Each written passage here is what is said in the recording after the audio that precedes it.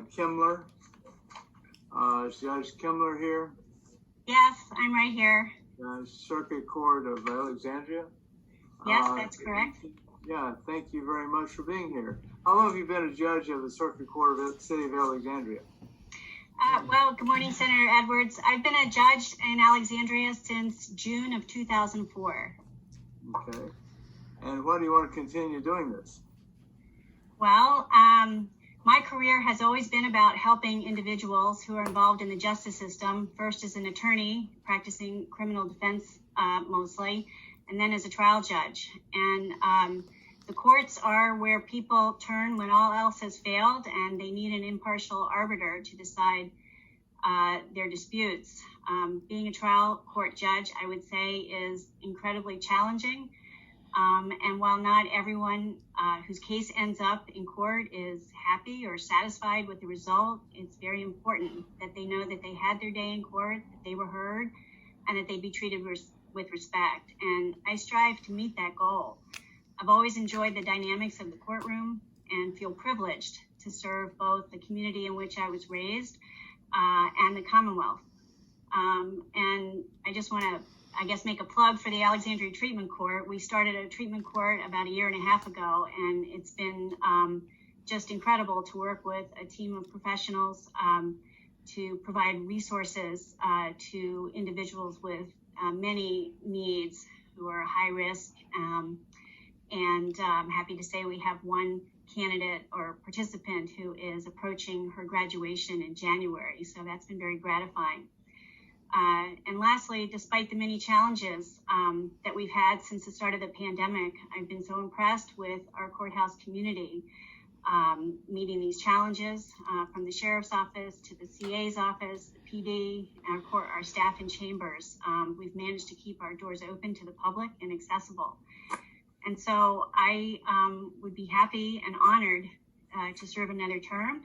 And it's just, I really enjoy doing this work. Okay. Senator Edwards. Yes, good hearing. Thank you, Senator. I just want the panel to know that Judge Kemler, you can see by her comments, is well respected, not only among those who work at the courthouse and the bar, but the community. She is extremely responsive. Her demeanor on the bench is incredible. And she's one of the best judges, I'm biased, of course, in the region. And I would say the Commonwealth of Virginia, her knowledge of the law is so impressive. And she's just been a wonderful, wonderful judge and chief judge. And so I commend her to the committee. Mr. Chairman. Yeah, Senator Sherwood, I bet you have something to say. I do, Mr. Chairman. Thank you. This is probably the last judge I'll comment on today, but Judge Kemler was one of the top criminal defense lawyers. Served the community as a judge, and she's continued to shine as a judge. And all I've heard about her is rave reviews. And it's my hope that when we have any vacancies on the appellate courts, that she'll consider that, because I think she could serve the entire state and not just Alexandria if she were to choose that. But she's declined me every single time I've asked her to do it. But maybe one of these days she'll take us up. Okay. You want to respond to that, Judge? Don't worry, but Tony wants to respond to that. Anybody else have any comments about Judge Kemler?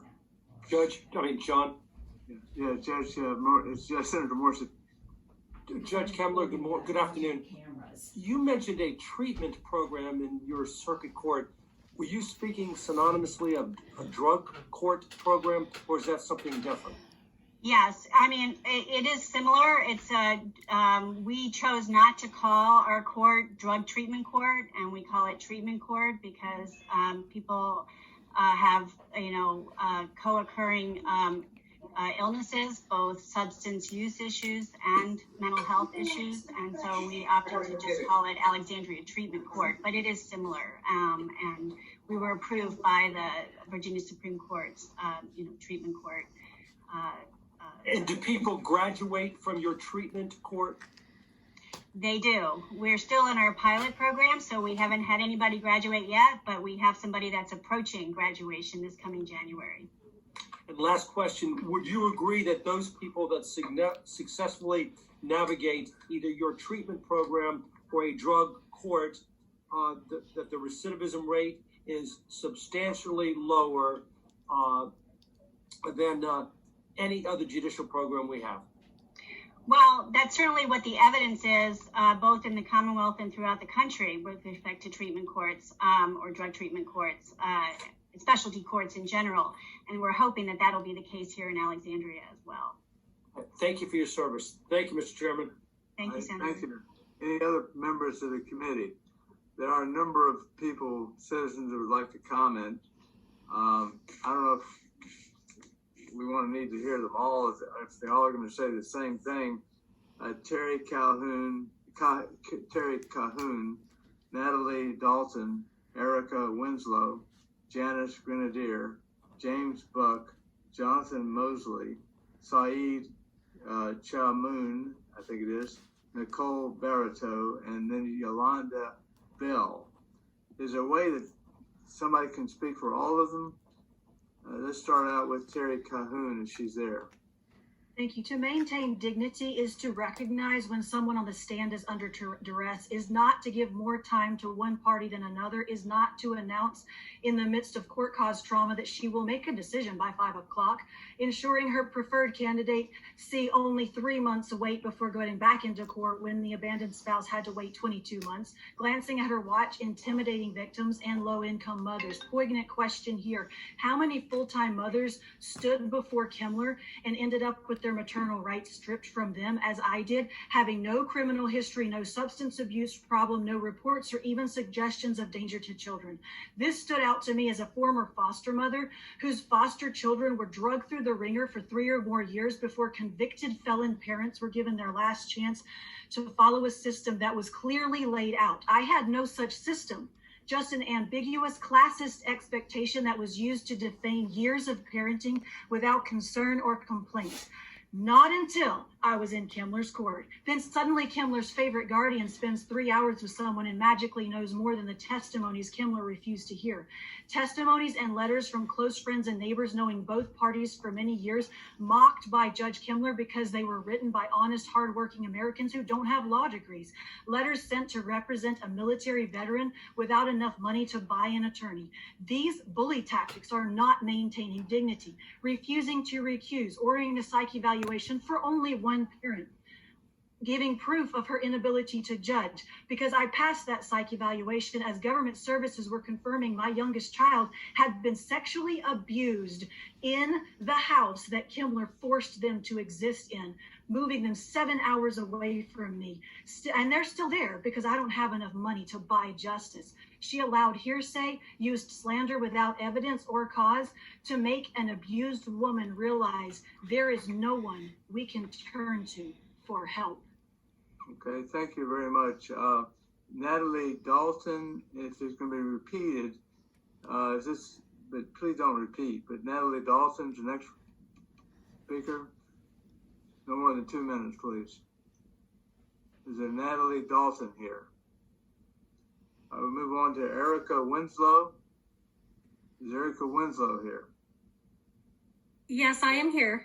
Okay, please. I don't see you, but Erica Winslow, go ahead. Okay, thank you. Sorry, I'm actually taking a step aside from working today to comment regarding Judge Kemler. I am a mother, a physician, and the founder of the Center for the Rights and Protection of Children. And I'd like to comment on what I have come to understand as Judge Kemler's pattern for handling cases where there are child abuse concerns in divorce matters. I find, contrary to what she has said, according to the records, they are not fair. There's not objectivity. And I will give you what I'm finding across the board, across the states on the handling of child abuse cases in custody. Judge Kemler's pattern matches a protocol that was made by a psychologist, for which we in the medical community refuse to abide by. If a mother or parent raises the concern of a child abuse, the judge considers the parent who raises the allegation as lying to get custody of their children from the other parent. The evidence is ignored. They are stripped of their rights of their children. They are placed with psychologists that are often ordered by the court and selected by the father's rights attorneys, who are often vetted for this particular cause. The protocol that she has followed, and I've seen from her case trends and readings, is that the child is placed in the home of the parent who's abused, often the father in the cases that I've read. Psych eval is ordered for the mother, and the psychologist is to help the child understand that they were not abused and keep the mother away from the child until she calms down about the abuse allegations. The protocol says that you can't use any particular psychologist. It has to be a psychologist who understands this particular construct, and so is the guardian ad litem. They're supposed to use jail time as a way to punish the mother if she doesn't abide by the psychologist that she has to pay for. I've seen people paying $20,000 to these particular psychologists who come to court and testify with lack of evidence and with lack of accordance with what we know in the field of psychology. The mother's been jailed for not participating, and I've seen a case of Natalia Dalton in particular that I think is the most gruesome in her court. Every single step of the protocol was followed, including jailing Ms. Dalton for speaking out against the child psychiatrist who was giving her son medication. The medication was causing grave side effects, and because Ms. Dalton did not have the right to talk to the psychiatrist, she was jailed in the courtroom by Judge Kemler for 3 days. She still hasn't seen her son for now 9 months. She's on supervised visitation according to the protocol, and she is not able to get a hearing at this time to come back and try to change the circumstance. The protocol in this case has been followed step by step, and I see that across the board in several cases in Virginia, not only the Alexandria court, but also several judges in the Fairfax County court. Hey, I object. We have short time. Can you wrap it up? I object to her reappointment, and I will show you evidence of what I'm stating as I've collected throughout the years. And I also have a petition that I've sent to every senator in the House and delegates to consider changing the way we're vetting and appointing judges. There's a problem with the handling of custody cases, and I believe Judge Kemler, based upon the evidence, not on hearsay, has followed an unlawful protocol, and it's very widespread, causing harm to children in our communities. All right, thank you. You're I'm welcome. going to skip over Janice Grenadier temporarily. She's already spoken several times. Go on to James Buck, and I'll come back to Janice, but James Buck, is he here? James Buck? Yes, John? sir. Yeah, okay, James Buck, okay, I'll give you 1 minute. Okay, yes. I'd also like to talk about the Natalia Dalton case. I am intimately aware, Miss Dalton went to court to try and get the father more involved, and because he had hired an attorney that's familiar with the court, then the custody was given to the father. I'm not an attorney. I'm a retired Air Force colonel. I've adjudicated a number of cases, not in the legal realm, but this seems to be so biased toward a known attorney. The mother has not seen her son for 9 months. Virginia Code clearly states that both parents will do all they can to ensure that there's visitation. How is the child benefiting from not having a relationship with the mother? And Ms. Dalton has been jailed for emailing a psychiatrist to find out information. This whole case smacks of, I'm not sure it's the right term, but cronyism, because the father can afford an attorney. The mother doesn't make as much in 1 year as the attorney has been paid so far. It's a totally unfair and biased case, and I don't see how it benefits the child. Okay, And thank you very much. Jonathan Mosley.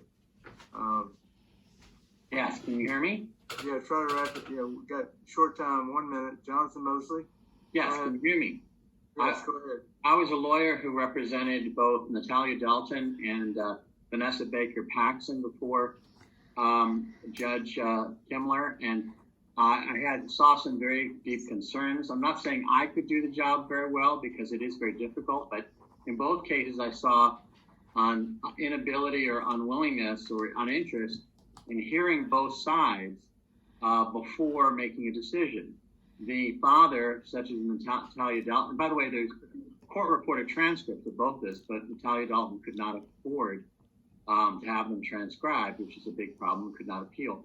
But the first case, the theme of the father in getting the parental rights terminated in all but name just to the son were completely demolished on cross-examination and the defense witnesses. The James Michener and Carrick, the therapist, tried to sell this theme that the child had prospered in the absence of the mother involved in the life. The cross-examination proved that wasn't true, and the headmistress of the private school testified that the behavior had gotten worse, and was so much worse that the child was not welcome to return and had to go into homeschooling.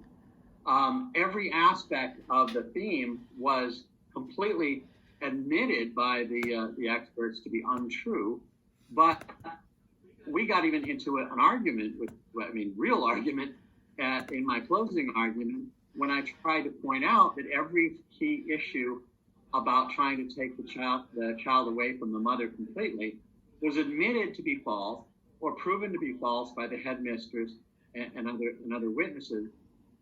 And yet Judge Kemler stuck to the first side, especially the well-funded side, and was not willing to wait and hear both sides. No, we're not in a position to try cases.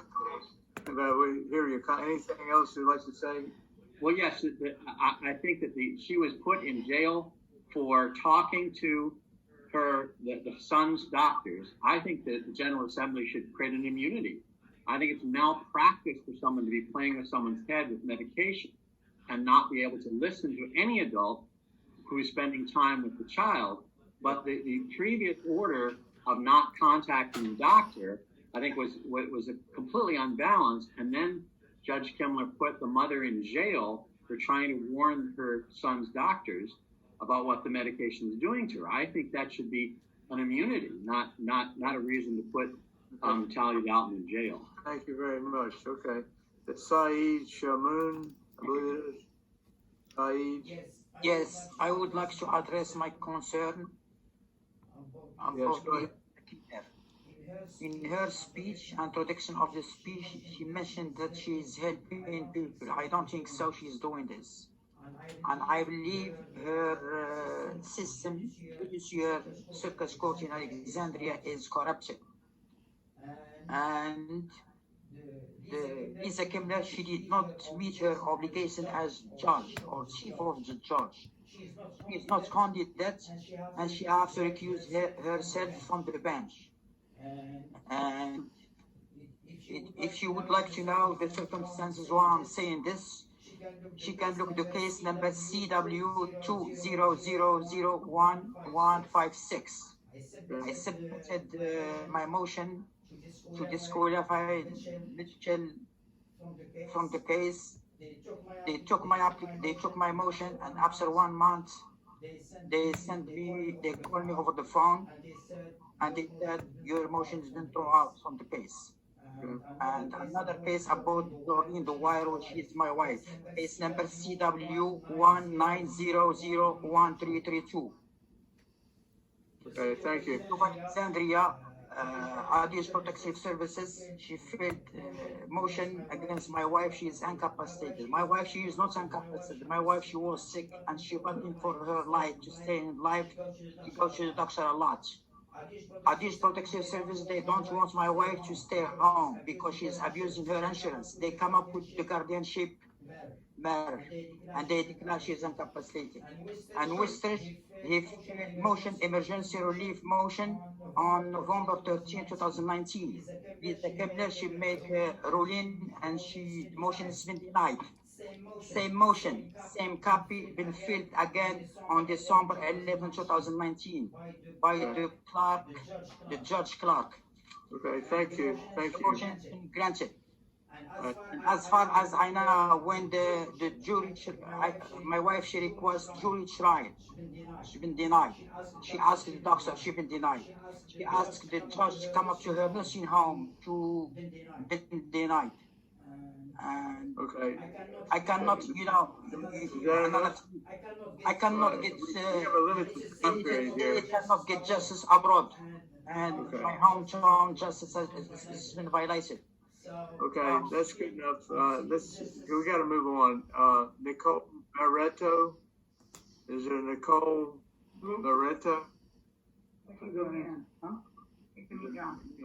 Nicole Barreto. Coming on. Hello? Nicole Barreto. I'm here. Am I pronouncing it right? He's on. What are you being done audio? Is there Nicole Barreto? All right. All right, you hear me? Yolanda Bell. Is there a Yolanda Bell? Yes, Senator. I'm here. Go ahead. My name is Yolanda Bell, and I currently reside in Manassas, Virginia. I'm a veteran with a disability, and I'm testifying today to implore you to not reappoint Judge Kemler to the bench at 18th District. I've had direct dealings with Judge Kemler, where I've witnessed her blatantly violate the canons of judicial conduct through bias, favoritism, and ex parte communications in direct violation to specific canons. Specifically, I appeared before Judge Kemler on November 16th, No, it's only 2017 on an emergency motion for injunction to prevent my sister's I'll see guardians you. from starving I'll and meet you there. dehydrating her to death, while my appeal was with the Virginia Supreme Court, what was set to be heard on December 5th, a mere 2 weeks later. From the outset, Judge Kemler's treatment of me was dismissive, demonstrated through her body language and expressions. During this motion hearing, in response to my request and the evidence that I provided of my sister's neglect by the guardians, a broken hip, broken ankle, a loss of 30 pounds in less than 30 days, Judge Kemler showing shameless open favoritism specifically stated, and I wrote this down verbatim because I was flabbergasted to hear it from the seated judge on the bench, was that the guardians are well respected, trusted here in Fairfax County. They are skilled and always execute their duties in the most professional of manners. We will never rule against them. Further, Judge Kemler contacted the defendant guardian on my motion and requested they provide her with a written narrative without my prior knowledge. I didn't receive a copy of this letter until well after the motion hearing. I actually had to go to the court and pull this down from their system itself. Okay. Lastly, Judge Kemler has ruled on cases during the research that I've done, guardianships that have come out of Fairfax County, specifically for Regina Green, that the court in Fairfax County stated that they were not allowed to sell her property, her real estate, and Judge Kemler actually issued an order in her court in Alexandria allowing them to do just that. So I implore you, please do not, if she, as the chief judge, she's setting an example for other judges, and if she's violating canons, what type of discipline? Is there Natalie Dawson? Natalie Dawson here? Yeah, I'm here. Hi. We've heard a lot of your case. Go ahead and just Can you hear summarize. me? Turn your volume down. 1 minute. 1 minute, please. Hi, yes, I have my, I wanted to say that since Judge Kemler has been on my case, she's not ruled fairly on my case. When I first started with her in 2014, my case was appealed from the JDR to her court because things didn't go well in the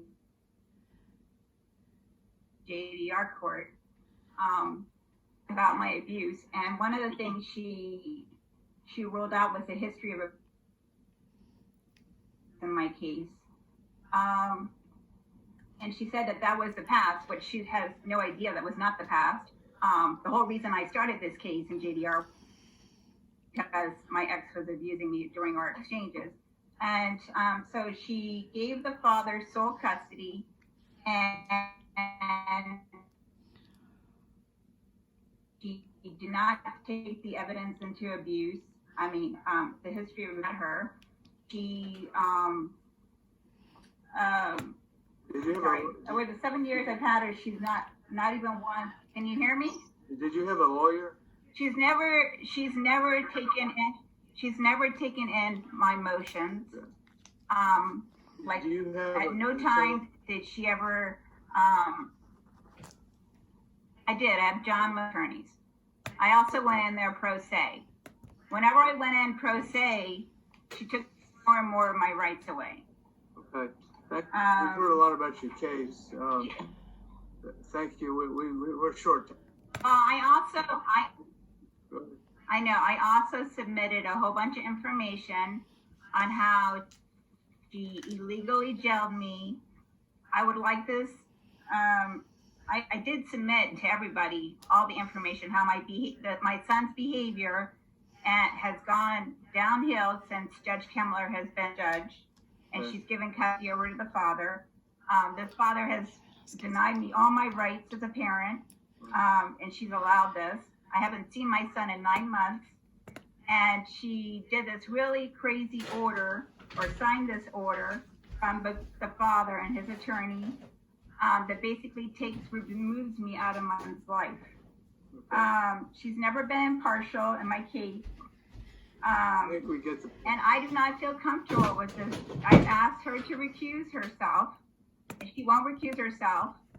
And I'm about to go in front of her in a couple of more weeks on a show cause with father, and ask for a modification in custody. And I do not feel this judge will ever rule in my favor. Okay. Donnie Colton told me in his office that Judge Kemler will never, ever view your son back. Okay. So I'm very strange. Thank you very much. That this is happening. We are short.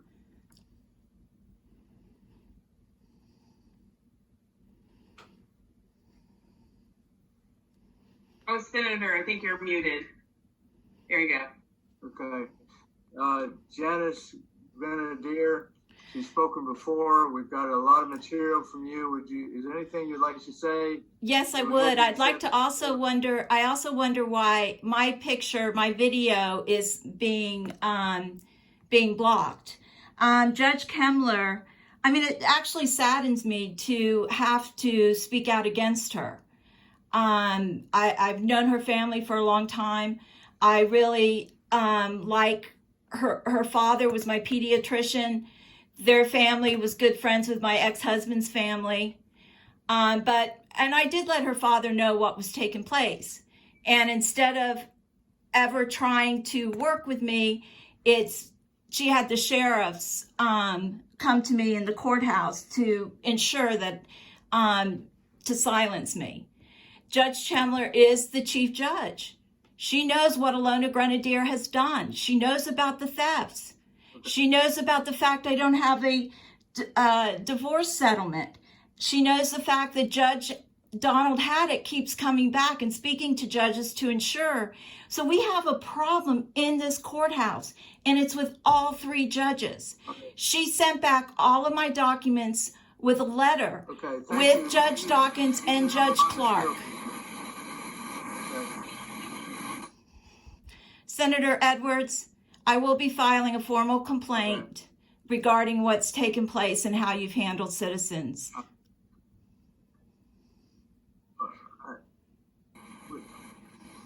We have a lot. We have a lot of.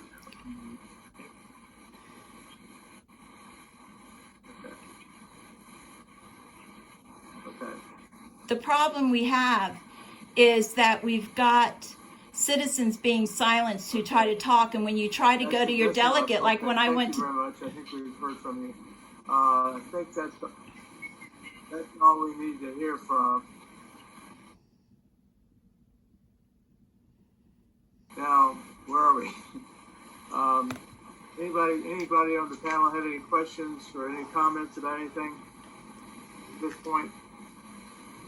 Judge Kemler, any comments you would like to make?